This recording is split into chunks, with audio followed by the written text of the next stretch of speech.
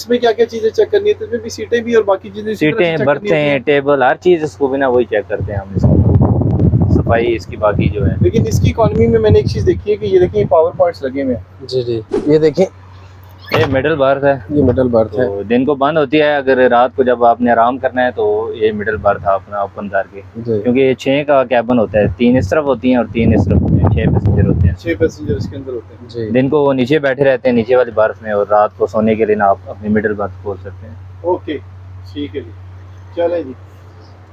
Standard इसका भी अच्छा है, सिर्फ एक डिफरेंस है कि इसमें एसी नहीं है, पीछे एसी है। सही है। जी, पानी का सिस्टम इसमें भी है। पानी का सिस्टम इसके अंदर भी है? जी जी, ये आप देख सकते हैं कि डिसेबल पर्सन के लिए वो आप, जी स्पेशल पर्सन के लिए जो है ना, ये व्हील चेयर्स वगैरह अगर वहाँ पे आपकी जगह नहीं है, यहाँ पे आप उसको खड़े रख सकते हैं।